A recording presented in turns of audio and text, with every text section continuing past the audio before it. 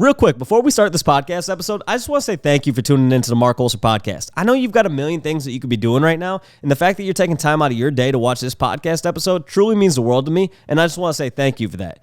If you'd like to continue to support the podcast, right below this video, if you could hit the subscribe button, and then, hey, if you got some more time and you want to hit the download button, the comment button, the like button, the share button, any of those buttons, it's greatly, greatly appreciated. It helps for other people to find out about the podcast, and it helps for you to be notified about future episodes. So if you guys could take a quick second, hit the subscribe button, I would really appreciate that. Outside of that, this episode and every other episode is brought to you guys by Roast Umber Coffee. As some of you guys know, I co-founded Roast Umber Coffee, and we have the greatest farmers in Guatemala and Honduras and the greatest roaster in Grand Rapids, Michigan, all to bring you guys the greatest cup of coffee possible. So if you'd like to try it out, go to our website, use the coupon code MARC30, and you're going to get 30% off your coffee. Now on to the episode. Thank you guys again for tuning in. Welcome to the Marc Colcer podcast.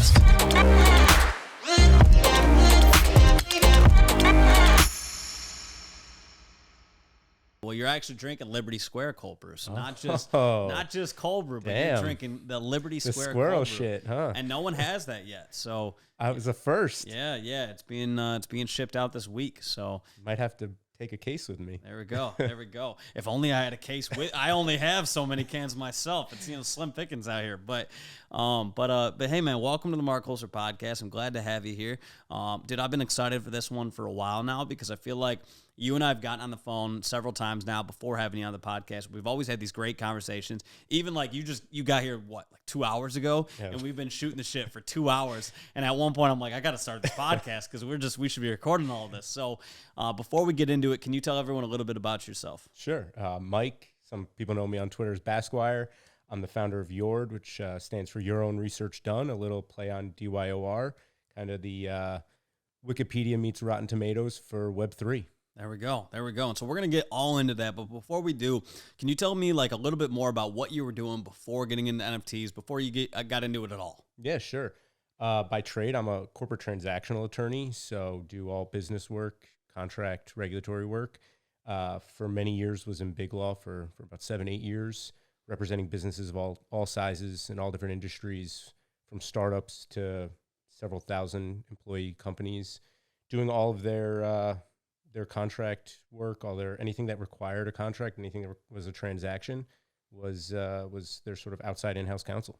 There we go. Okay, so I got a question for you right off rip with that then. Yeah. So, we're always big with the NFA, right? Everyone is not financial advice, blah, blah, blah, blah. Is that a true legal argument? No, it's not. And actually, the SEC even said it's not. The disclaimers do not carry weight. What disclaimer do we need to add? You can't have a disclaimer. Oh, shit. Yeah, no, the disclaimers don't work. So, because you're not properly informed. Like the people who are listening to that advice don't actually have all the information. So to say like it's not financial advice is like you're giving them the wrong information. So yeah, no.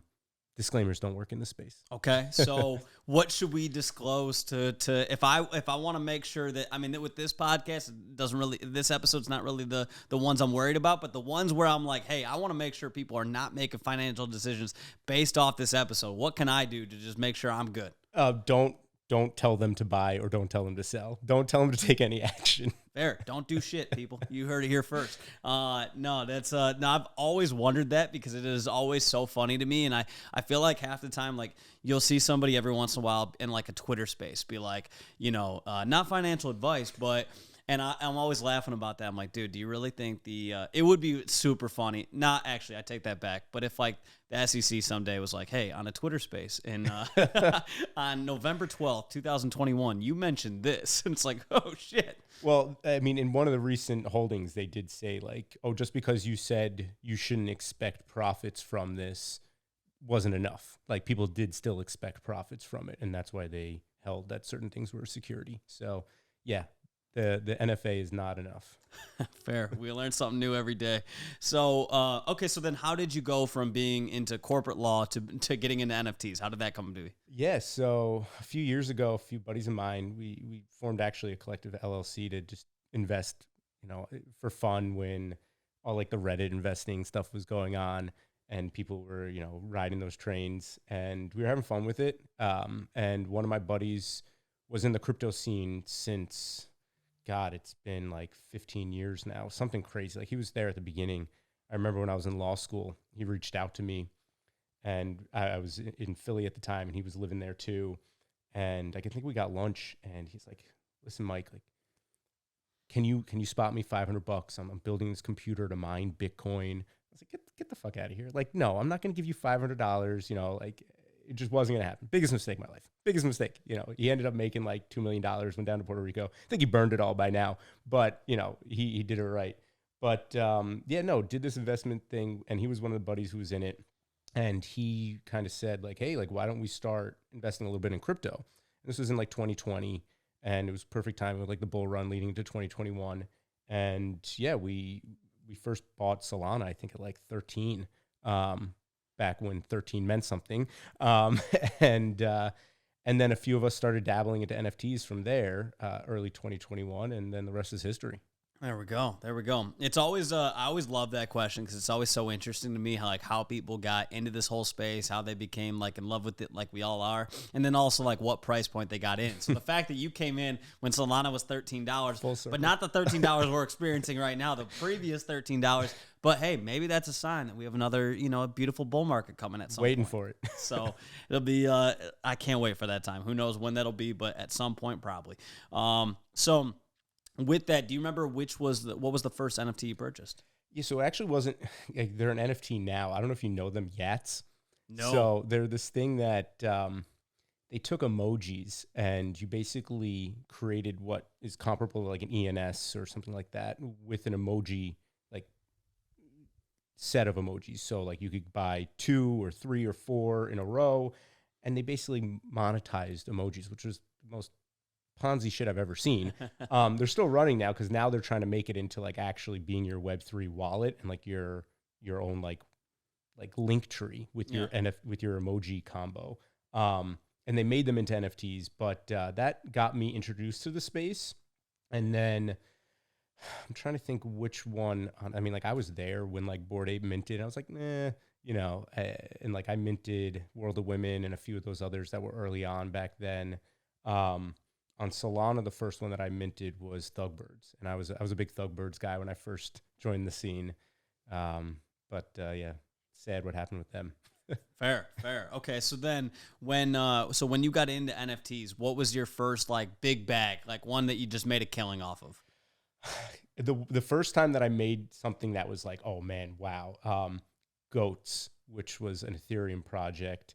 I think it was Goats with a Z at the end, just like every project ends with a Z for some reason. And I minted one, and it ended up being like, you know, like a gold skin or like a Halo skin or something like that.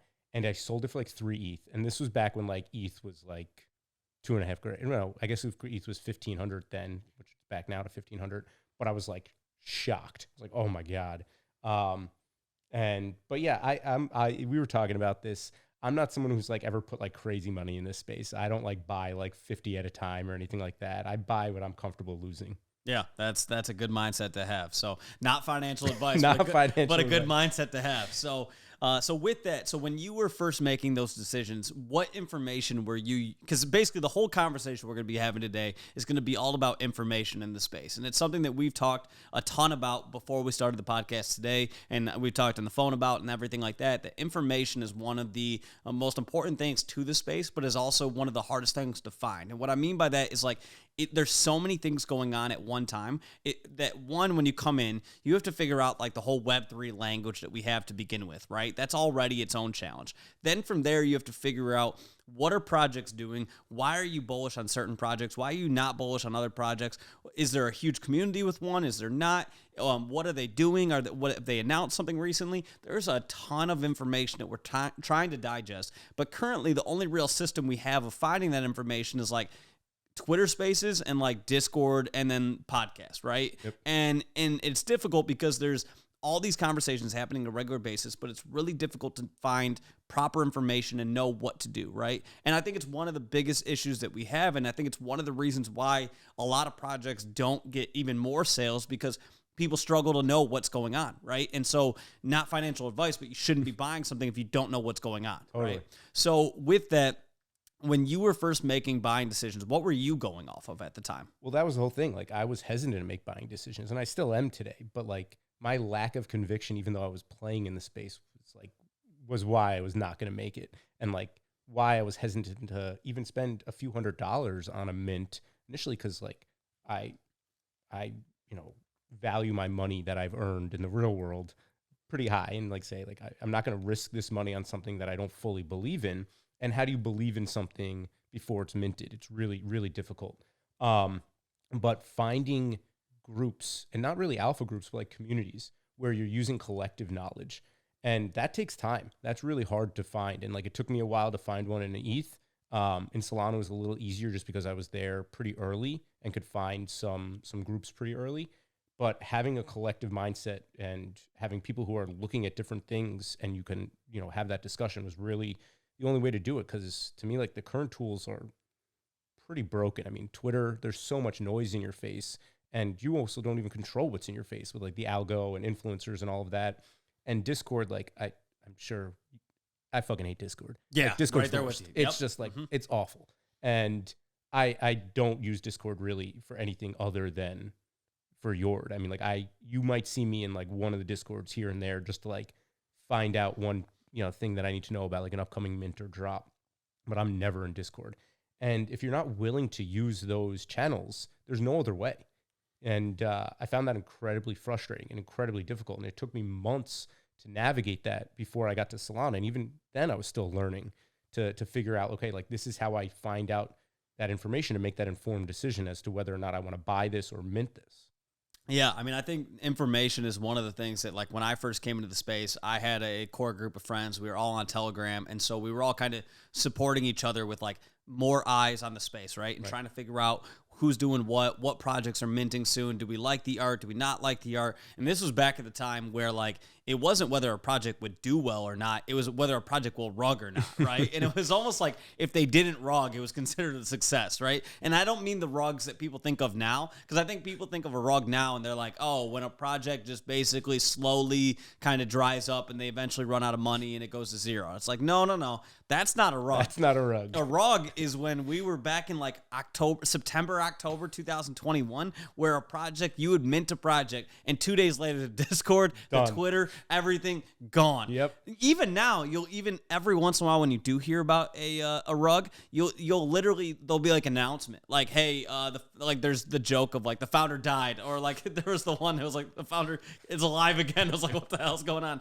But back then it was like there was no even announcement like that. They just straight up deleted the Discord, deleted the Twitter. Nobody knew who the founders were back then, so you had nobody to even be mad at. Yeah, I mean, God, it was fun though. It was fun back then. It was Wild Wild West. It was, and like even just the minting process was more fun then. Like having a million tabs open. I remember like even on Solana, like I don't even know if it's pronounced Solette or Soleil, like whatever it's pronounced as. Like I would have like that open. I was minting on my phone through that, and man, like it just like that was exciting. That was fun to me, and like then the 50-50 chance of just like going to actual zero. Like people say, oh yeah, it's going to zero. Like, no, it went to zero. You ended up with emojis when you minted it. Like for some of them, like, oh yeah, it was, yeah, there were some fun times. That was, it was actually funny. I talked to Andy from Cyberfrogs, and when I first talked to him on the phone, he was like, were you like an OG minter? I was like, dude, I was. I actually had a bunch of Cyberfrogs back then, and I had them set at like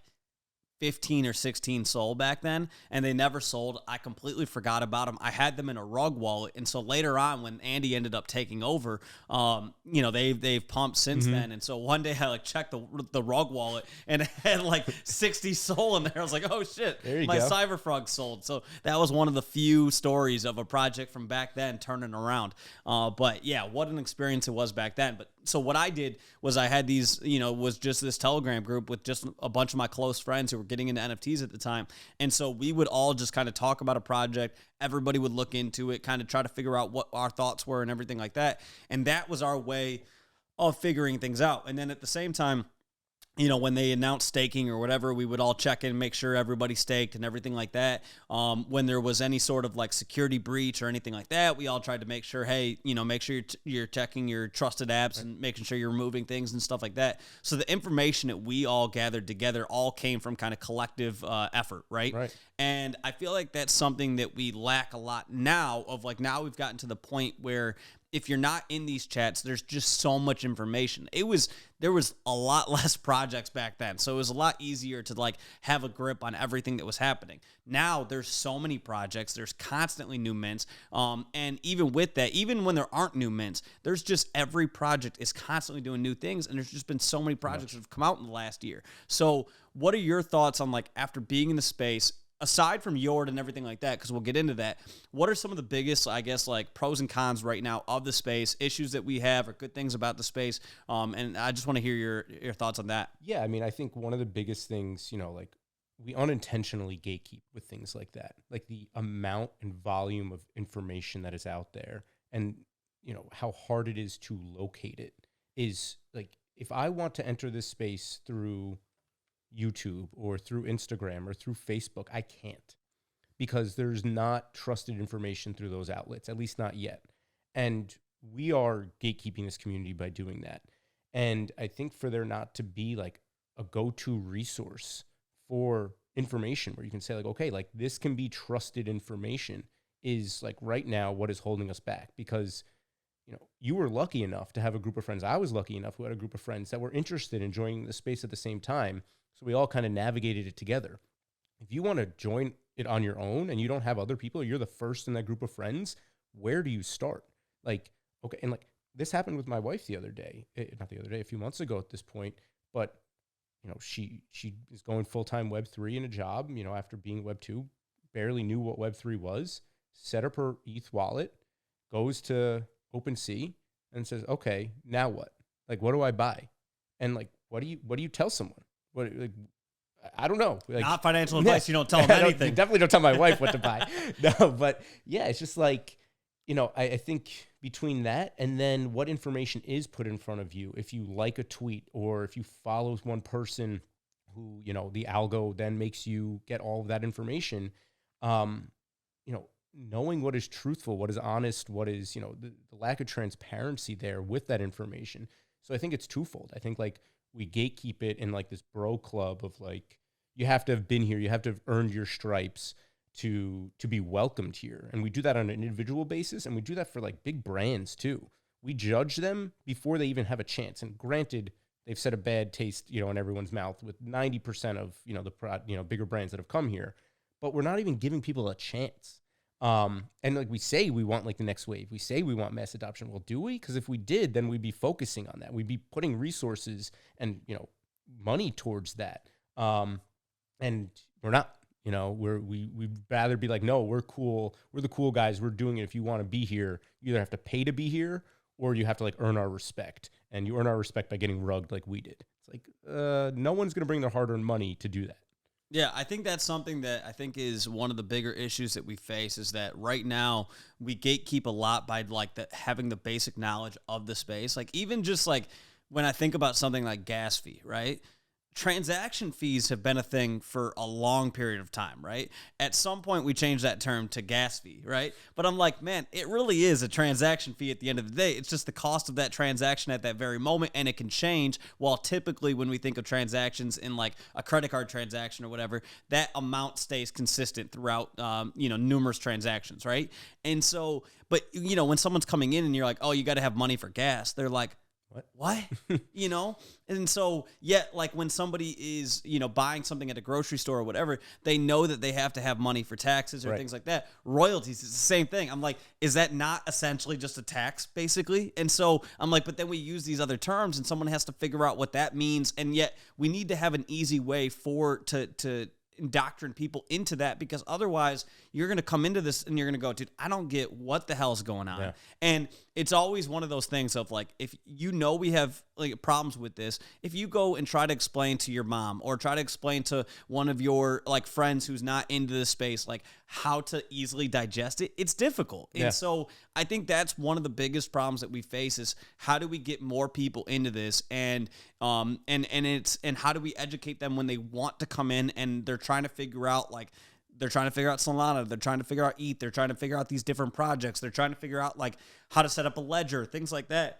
There's so many things that people need help with. And when we really talk about like wanting to grow this, a big part of it is making it easy for somebody to understand. And right now, I mean, we were even talking about like before we got started with this, just simplicity of like, I have an iPhone and a Mac. And so I can text you while you're on your way from my Mac, and then go upstairs to my, go take a shower, and I still have my phone and the text messages sync. That's simplicity. That's ease. That's what we all want. And so for somebody who's coming into the NFT space, you also want that. You want ease. You want to know how to set up a phantom wallet and have it be easy for you, right? And I think that's one of the problems that we're still facing is you'll still meet somebody that has been in the NFT space for 6 months and doesn't know that you can buy an NFT directly from the Phantom app. You just have to use the little globe icon in the far right? And so it's stuff like that I'm like, man, education is a big reason why we're not onboarding more people, and it's something that I feel like we need to address immediately. Well, I think one of the things is, and I've mentioned this a few times in the past on a few AMAs, is the builders in the space are doing tremendous things. It's unbelievable what they're coming out with in Web3, but they're so hyper focused on building a Web3.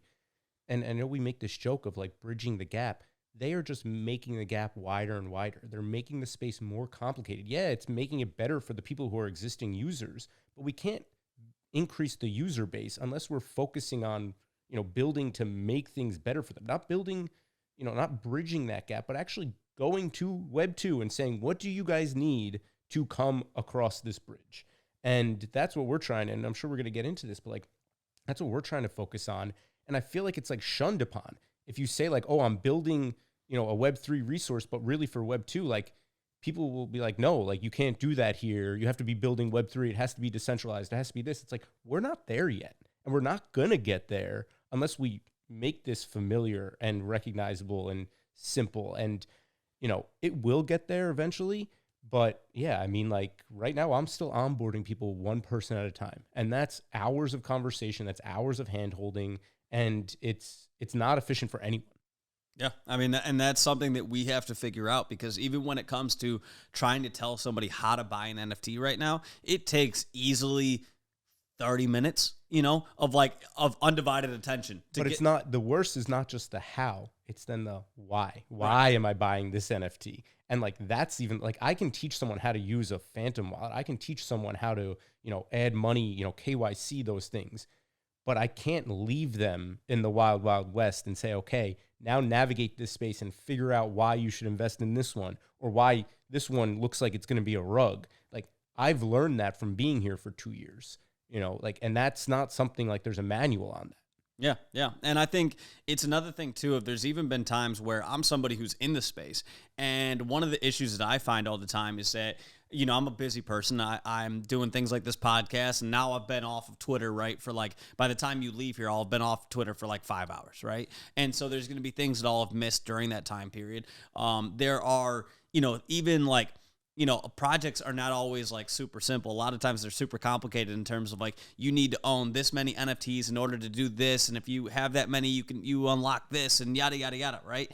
And a lot of times I'm like, man, I don't even know what's going on. And so you even find, like the other day, we had somebody come into our DGods chat, and they were like, wait, we have a new staking site? And I was like, oh no. So I'm like, so you haven't been staking your DGod for, D points or whatever they're calling them in this entire time? I'm like, man, you just missed out on like 2 months of points, right? And at the same time, it's like, it's not that the team didn't put that information out there. They did. It's just we have so much information that's constantly going around that if you even take a week break from Twitter, you miss everything, right? So, I mean, even we were talking about Bonk earlier, right? And I was like, man, I was in Hawaii. And I was, over Christmas, and I was like, you know what? I'm going to disconnect from my phone a little bit. I'm trying to not be on it. Every once in a while, I'll go on Twitter, whatever. And I like see Bonk. I don't put any thought into it. Next thing you know, Bonk is mooning, and it's everywhere on Twitter. It's the only thing people are talking about. This space moves so quick. And that's why I think information is something that we have to figure out how to make that simple and more easy for people to digest, because otherwise, you're going to lose people who are even in the space. So we're talking about onboarding people. What about losing people who are just like, dude, this space is moving so quick and I got a life, you yourself, you have a wife and kids, right? It's like, so you don't have 20 hours a day to be grinding on Discord, right? So we have to find a way to make that information more accessible for people and make it easier to digest so that people, inherently want to stay here because they don't feel like it's going to require them to grind for like 18 hours a day. That's not realistic. How do we grow like that? Yeah. I mean, like, look at Discord. I mean, like, I cleanse my Discord once a month. And I mean, the amount of notifications that I get, it's impossible. It's literally impossible. And then like, so how do you stay invested in these projects and stay on top of them without having like one place where you can turn to get that key information of saying like, I either want to stay invested or I want to invest in this project, whatever it is.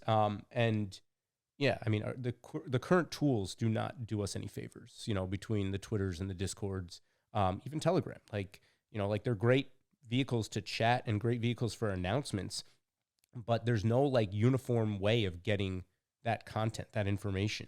And yeah, that's what we're trying to solve for. And so, okay, so when did you come up with the idea for it? We'll get into Yord a little bit, but so when did you come up with the idea for it?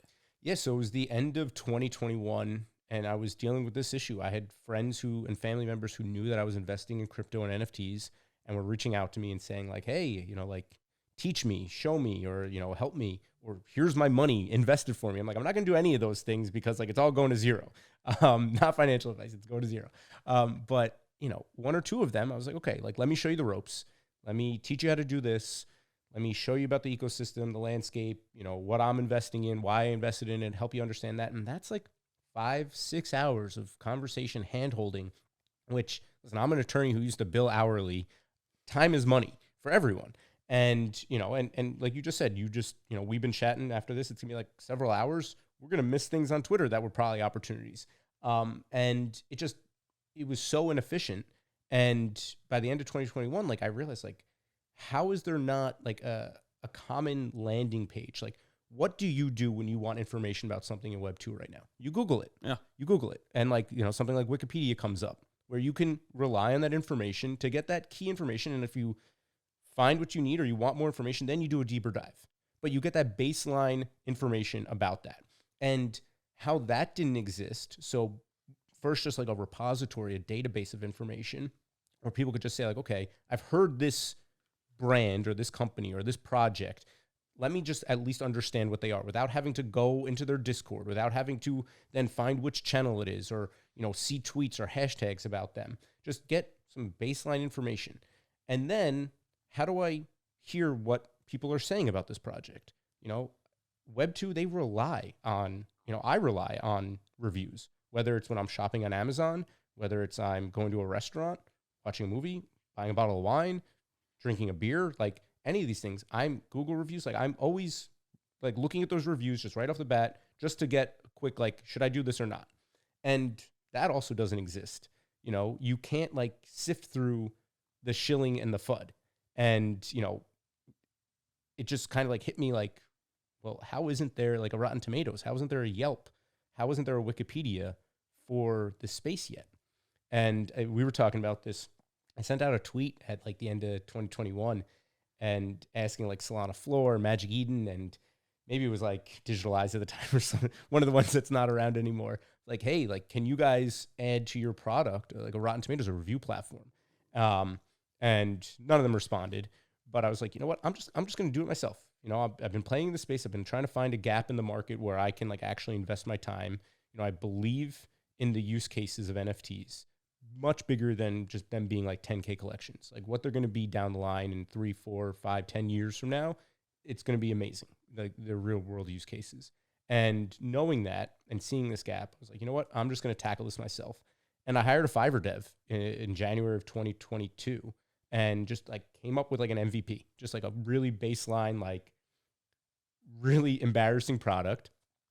Showed it to a few friends in the space and outside the space, realized that there was something there. I was like, okay, I'm gonna run with this. I'm gonna put some real money into this. I'm gonna build a team and I'm gonna create something here. And that's what we did.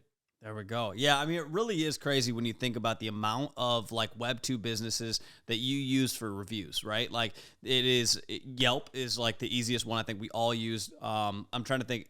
The Amazon, you mentioned that. Like Amazon's one that I use all the time. Anytime I'm about to make a purchase, I go and check recent reviews just to see what someone's saying about it. Literally everything that we do. What are some other? I'm trying like think about like Glassdoor, Glassdoor, yep. Like getting experience from the feedback from the inside of people. Like it's just, how doesn't that exist in Web3 yet? Of like, we want to understand people's experiences with Magic Eden, with OpenSea, with this DAO, with this DApp, with this protocol. So initially we were just NFT projects, and our beta platform still is. But over the last 6 months, we've gotten all this feedback of like, hey, we want more. We want this for everything in this space. And we're like, hell yeah. Like, we're going to do this for everything in this space. And that's what, I showed you the new design and UI, and, we're expanding it to be a full Web3 resource because, like, we need it for everything.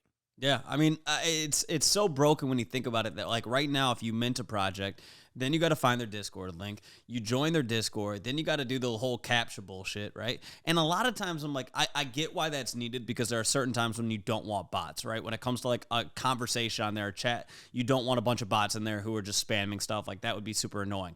At the same time, if I'm just trying to find like a recent announcement that's public, like everybody knows what's going on, I shouldn't have to go through a gated thing essentially to have to verify that I'm not a bot, go through all of that, have to read the rules and hit confirm and all of that. It's just extra time. And like at the end of the day, we're trying to move fast, and we can't do that if we're always having to like find the Discord, have to find the correct link for that, having to make sure we're part of this one thing, or making sure that our Matrica is set up and everything like that.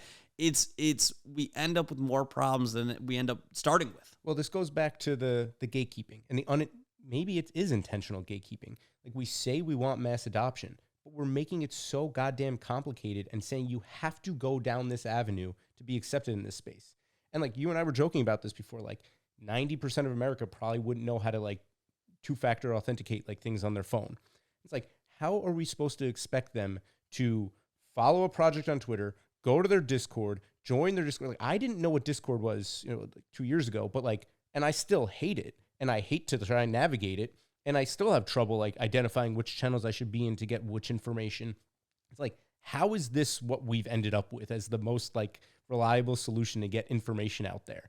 And like, projects don't even have websites. Like, most of them, like, they might have a GitHub page or something. Like, just like, how isn't there not just like a basic like standardized process of saying like, this is how you need to get your information out there for everyone to understand it? We don't want to do that.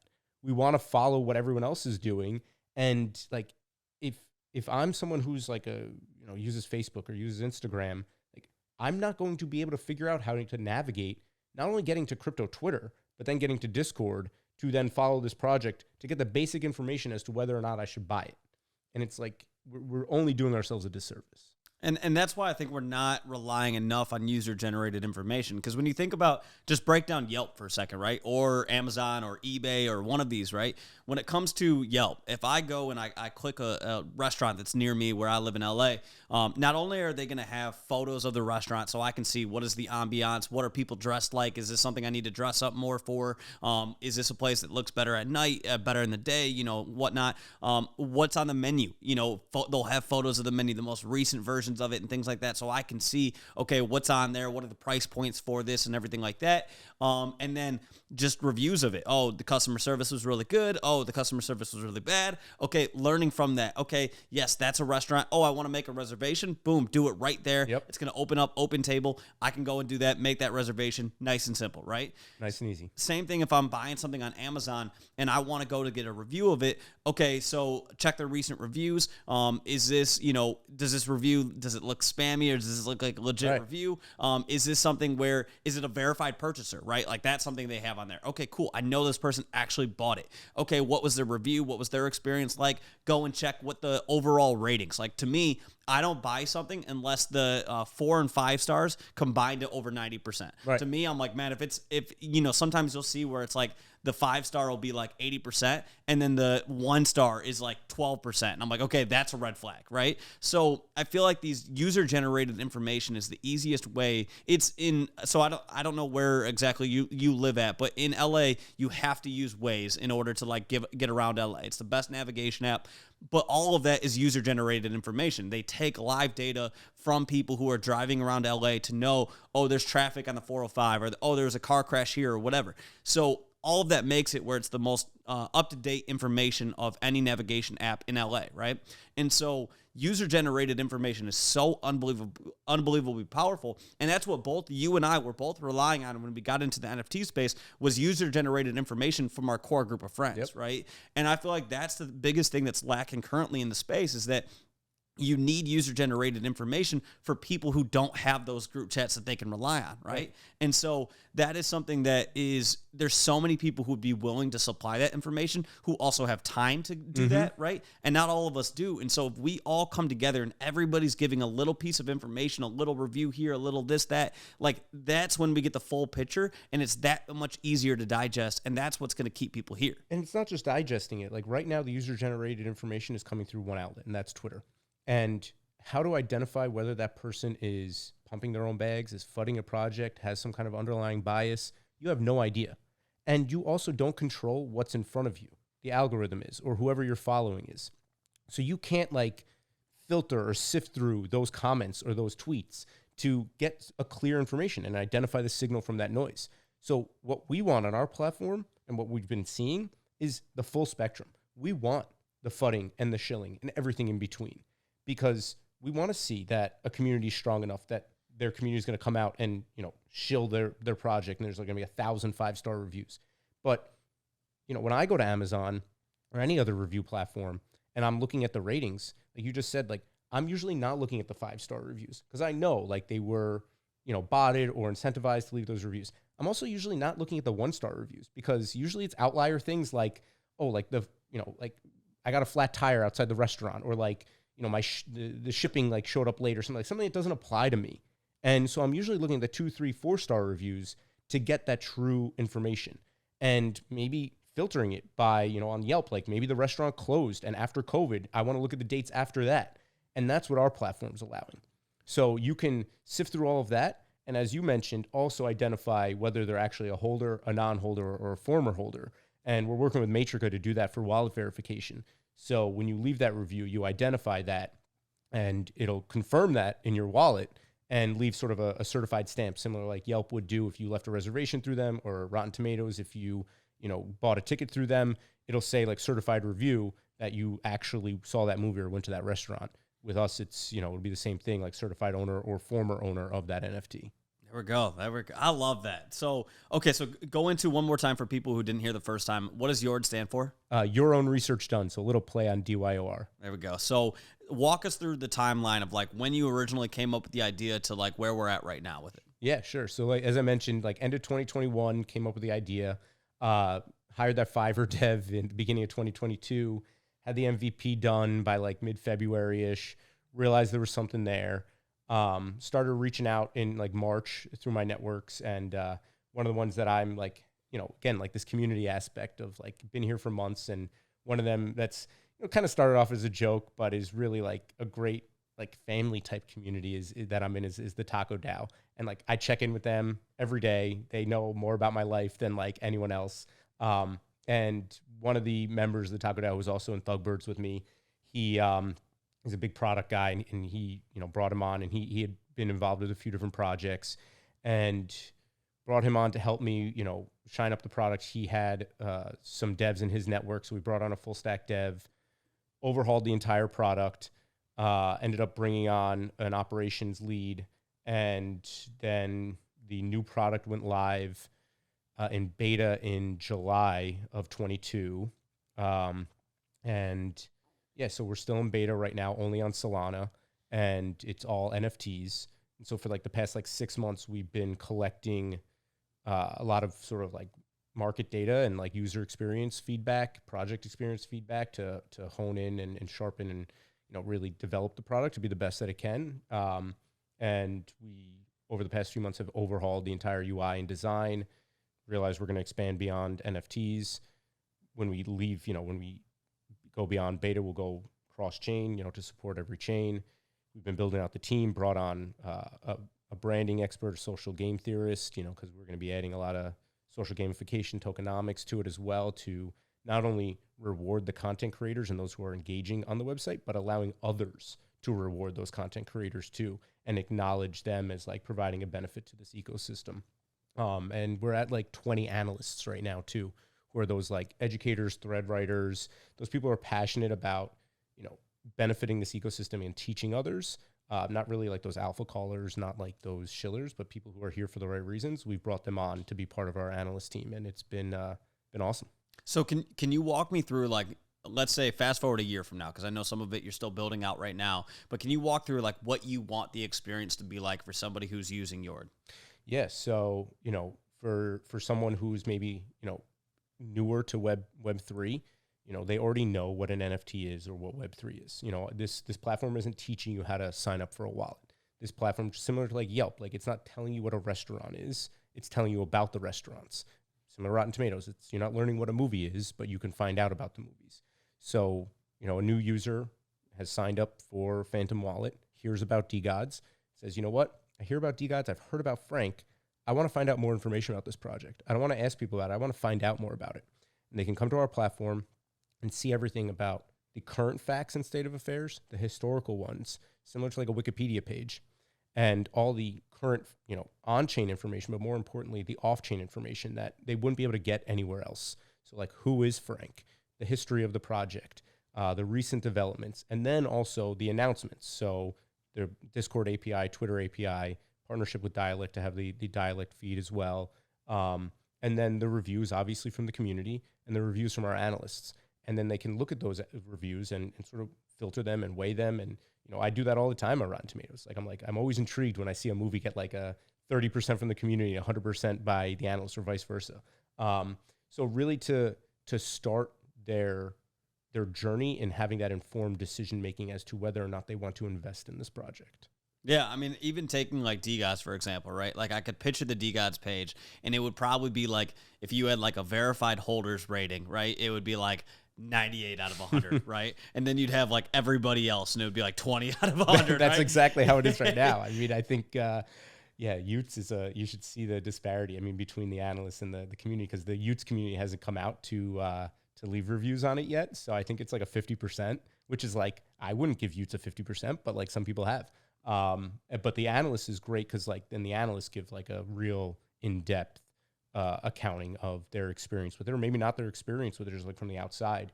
And it's, I think what's somewhat unique about what we do is it's not just like a 1 through 5 star across the board.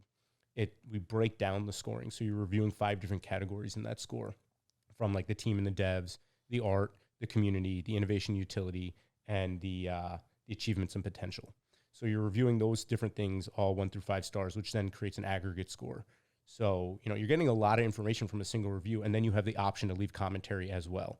And what's great is it tracks all your reviews. So, when you leave a review, it lives in your profile forever. So you, Marc, come and connect your wallet, and it creates a profile similar to like a Yelp page profile. And you leave a review, that now is attached to your profile. And I could click on your profile and see all the reviews you've ever left. So unlike Twitter, where, we forget things 48 hours later and people delete tweets and things like that. And of course, people can take pictures of them and all of that.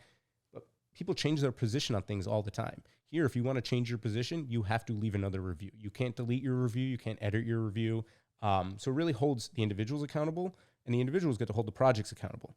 So it's, I think really like it's solving not just the education, but the transparency issues. Yeah, and I think it also opens us up to, because we're all trying to find the secret alpha, right? And so for me, I think even being able to take the data that does come from the reviews and things like that, and to try to figure out what that data actually means to you. And so, for example, going back to the DGods example I used, if the community rating or the verified holders rating was like 98%, but the overall rating from other people was like 20%, what that would say to me is, oh, this this is a project that's kind of like a hotbed subject, right? Like this is one that a lot of people have a strong opinion on. There may be a little bit more of a polarizing project, but the people who are on the inside love it, right? And so that would be something that I would be able to take information from, right?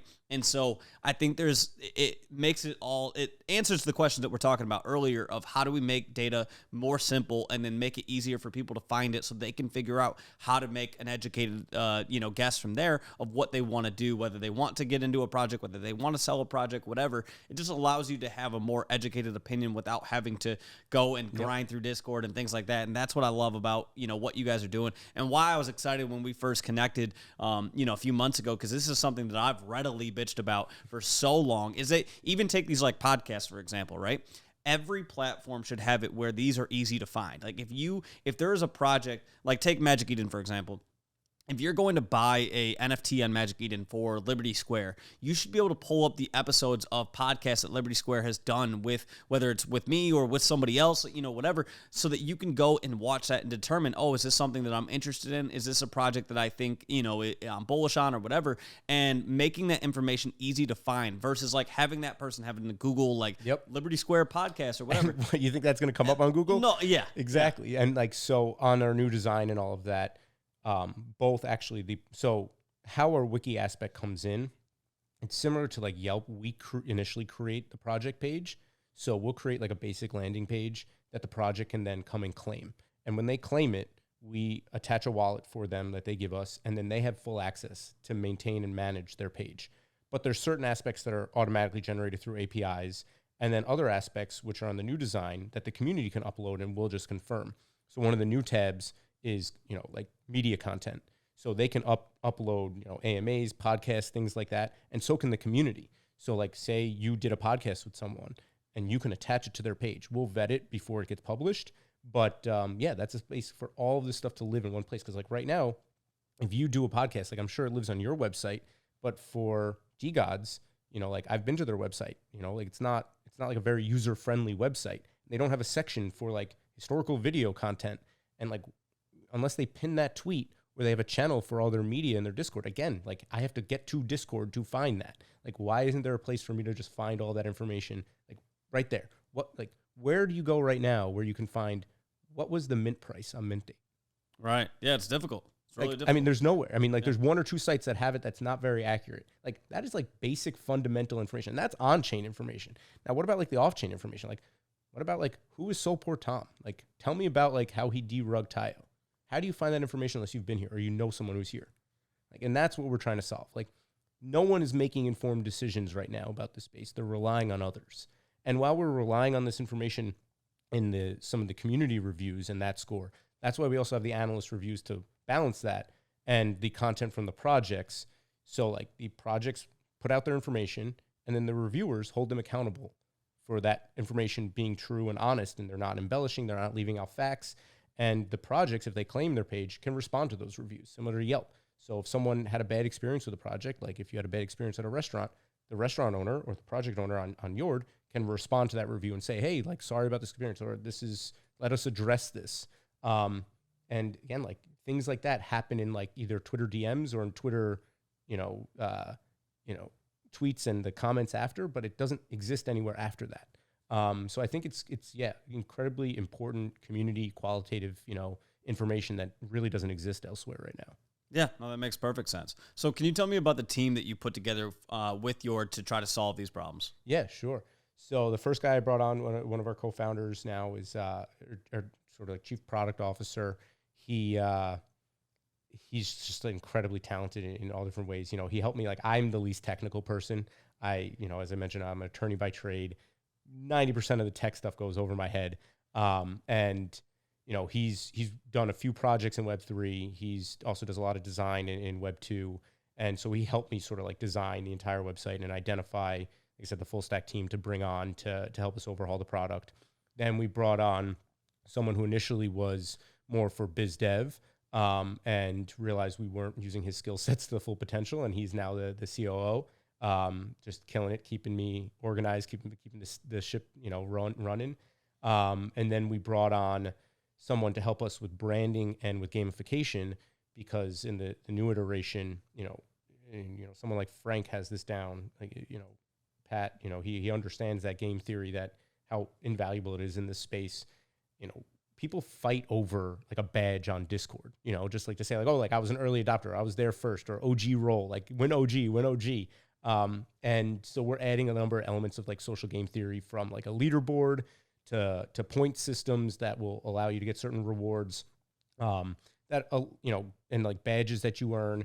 And we're really excited to implement that because, one of the things that a lot of review platforms struggle with, and if you see this with Yelp, is, like I've been on Yelp countless times. I've never left a review in my life. I'm building a review platform. I don't think I've ever left a review on any review site.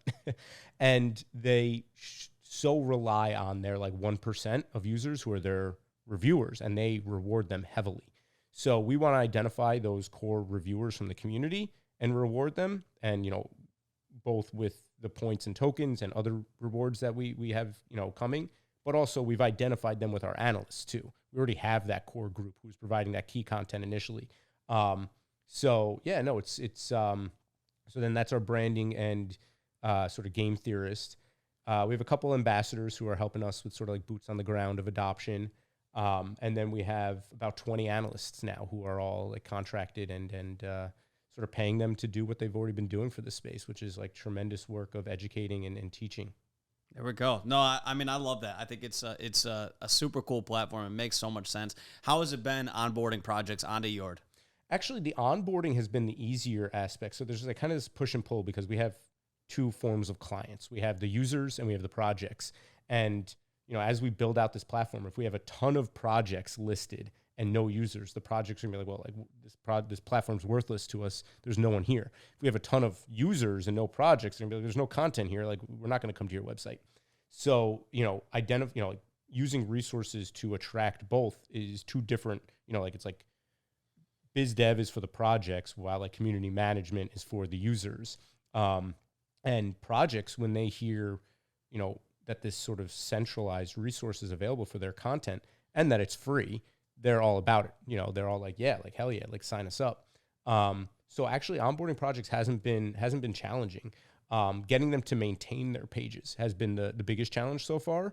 And that's, with the new design, the new user experience, they actually have to maintain much less. And, it'll be up to them to like a small section of how they maintain it. And it won't, feel like that they haven't maintained it because a lot of it will be automated. The user adoption, I feel like once people hear about it, they want to use it. But we haven't really allocated any resources to our marketing strategy yet.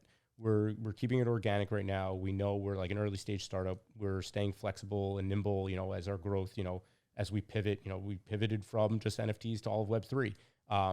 And we want to be at a place, where we feel comfortable to really go to market with it before we're starting allocating like serious resources to marketing. Yeah, no, I mean, I think that makes perfect sense. I feel like Yord is something that like when you guys are ready to completely start pushing it like crazy, it then is important to get as many eyes as possible on it so you can get the most amount of reviews, that's how that user generated information is going to be the most impactful. It's the same thing of like when you go onto Yelp and there's a place that has like 5 reviews versus one that's 10,000. It's like, okay, well, the one with 10,000, I'm more likely to trust it. Right. So it's something where I like what you guys are doing, approaching it in the way of like, hey, let's get it ready for mass adoption. And then we'll start pushing it to the mass adoption. Because at that point, that's when people are really going to be able to get the most information from it. And that's also where projects are then at that point, their hands going to be forced of like, hey, we're going to want to keep this thing updated because we know everybody's going to it to see if that's like to see is this a project that I should be getting into. And if all of their information is coming from Yord, then that's where they're going to have to make sure it's constantly updated. And to be honest, almost like build around Yord of like making sure that they're putting out the necessary information so that Yord stays up to date so people are making the right decisions. That's exactly the goal. But the one beauty about it is that even without that content, people can start reviewing them once their page is live. And even if they haven't claimed their page, the community and our analysts can start reviewing. And on our Discord, which will be going public in the next few weeks, it's just private right now for like our analysts and our core team. The analysts put in requests of like, hey, like list this project so we can review it. And we'll get that listed so they can start reviewing it. And like we push it out to the project and say like, hey, like check out this review that's on. And we're APIing our scores. Like the end game is for our scores to live everywhere. Like similar to like the floor price, you would also see the Yord scores. And that can exist without any content on their page. People can review and give their experience, and that is incredibly valuable information on its own. We're not APIing the content, we're just APIing the scores themselves, and we want it to be as recognizable as like a Rotten Tomato score. You see that, and like certified fresh, like you know what that means. And there's no standard, there's no baseline like that in this ecosystem yet, and I think that's going to be it's just necessary. Do you think that Yord, because one of the biggest issues I think we face right now in the NFT space is also misinformation, right? We see rumors all the time, and a lot of times it can crater a project, right? Or it build up a project. We were literally talking earlier today about, there was an announcement earlier today or yesterday about Google potentially buying 2.8 million Solana, right? And I was like, I don't know if that information has actually been vetted. I don't know if that's actually true, right? And so I feel like rumors like that can also have a positive benefit, but it also can have a significant decline because I remember there was a announcement about Litecoin. I want to say this was like the Walmart. Yes, yes. So you know exactly what I'm talking about. It had a massive effect on Litecoin, and then a massive decline once people realized that it wasn't true, right? So how do you feel like Yord can benefit and like help the issue of misinformation, because that is such a common problem that we have right now, and it's different when it's not just like a I guess like somebody uploading the correct like staking link and stuff like that. If there's like straight up like a rumor about a certain project, is there a way for people to like address that in Yord? Maybe not right now, but down the road of like, is there a way for somebody to address that so somebody can be like, oh, I heard this rumor about such and such project. Can I go on to Yord and find out if that's true or not? Yeah, so there's two ways. So in the content that the project has out there, so they can control whatever they want as their factual off-chain information. And if they want to link their Discord API from their announcements channel, they can. As I said, we're working with Dialect to have an announcement section as well, but they would have to be partnered with Dialect as well. Someone can leave a review and say like, oh, this occurred, and the project can respond to it. And what we are actually integrating in the new design, similar to like Amazon has, is ask a question section. So you might be interested in a product, but like you're not sure it's going to work in your apartment or work the way, be exactly what you want it to be. You ask that question first, and either the community can answer it or even the project can respond to it. And I think like that doesn't exist right now. Like if you ask a question to the void of crypto Twitter, you might be lucky if someone responds to it, and you have no idea who it is who's responding to it. So you can see from who's responding to it, whether they're a holder, a non-holder, or if it's a team member, someone affiliated with the project. And then you can click on their profile, which would then have connected to them, their Discord, their Twitter, everything to see, okay, like this person carries weight. They're legitimate. They're an actual like anonymous person, but like a legitimate individual in this space that I can rely on what they're saying here. Or it's a team member. I can certainly rely on that. So yes, to answer your question, yes, there's a way to do that. I think one of the things that's going to be a struggle to solve is to do it in real time, because as you mentioned, the space moves so fast, and we're not trying to reinvent the wheel with anything here. These resources, these tools exist. We're trying to put them all together to exist in the best way possible, in the easiest to digest, the most efficient, simplest way, least intimidating way. Yeah, I mean, that makes perfect sense. And to me, it's something that we so badly need, because right now we have, I feel like we fought our own selves at times of like, there's all these different rumors that go around. There's all these different ideas that go around, and there's no one place for people to go. And so Twitter becomes this place where everyone's shouting, and there's just not enough like actual information that comes out from it. Right. So yeah, no, I mean, I love what you guys are doing. I also feel like, over time too, I could see other ways of like, this could also be a way where somebody could have their own like creator page too. So if they're content creators, like I could see like somebody just having like, just use myself as an example, right? You could type in Marc Colcer and have all of my YouTube videos pop up, and like maybe all of my social links and a little about me or whatever. I think that could be another cool way for somebody to be like, oh, I want to learn more about this specific creator and like what their background is and things like that. Like that could be another cool way to do it. And then like reviews of their content, right? If like someone's a fan of a certain video or not as much of a fan of a certain video, and and why, all of that I think could be super powerful. And I'm a big believer that user generated information is one of the biggest things that we have to utilize, because You have so many people that are in this space, and they all have thoughts and opinions. And if we're utilizing all of that, we're going to make everybody's going to be more well-rounded because they're going to come away from it with a better overall view of certain things versus just having like certain views that they heard this one random time and stuff like that. We need to have a location where people can go to know I'm going to get the most up-to-date user-generated information about this project. Exactly.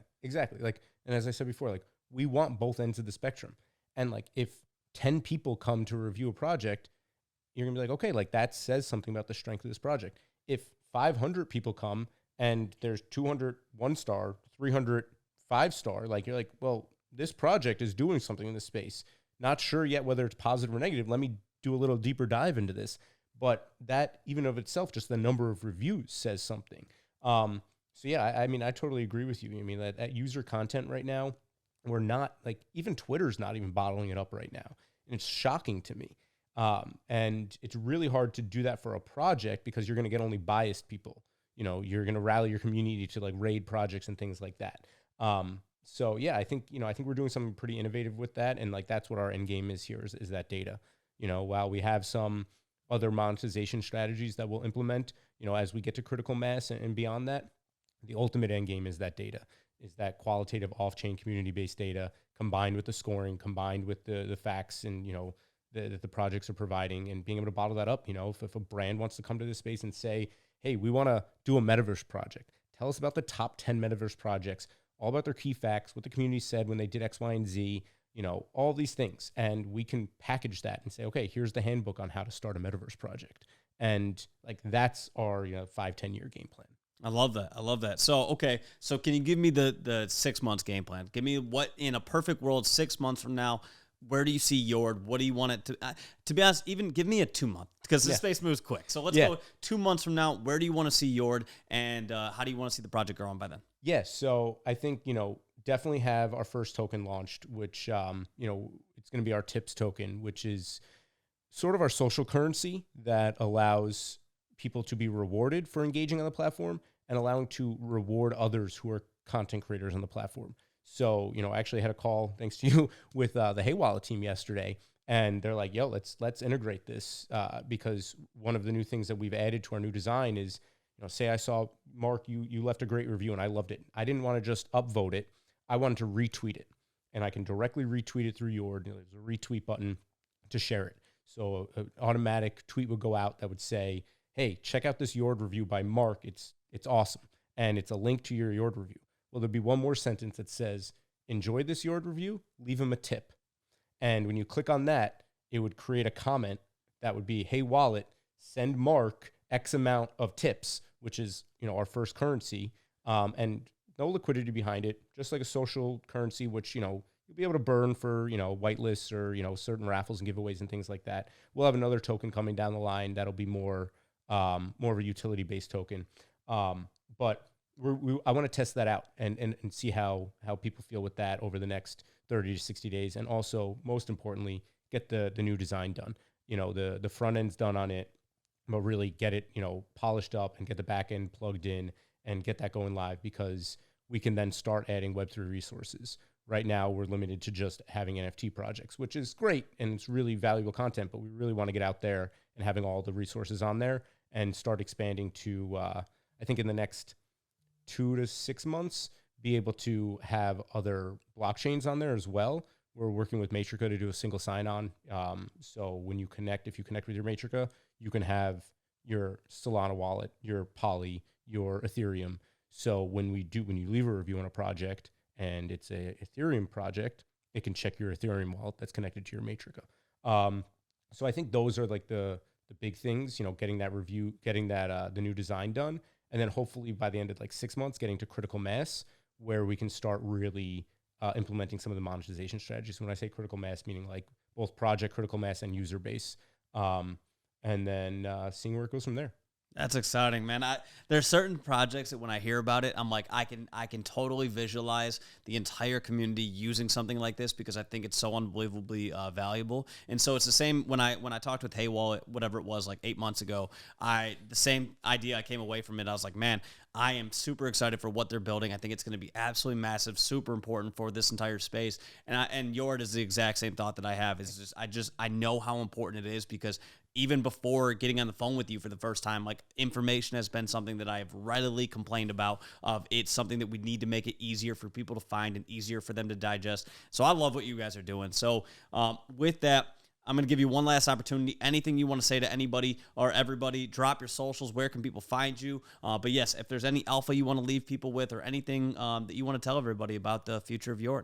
Yeah, so as I mentioned, I'm Basquire at Basquire_. The original Basquire still has it. He won't sell it to me.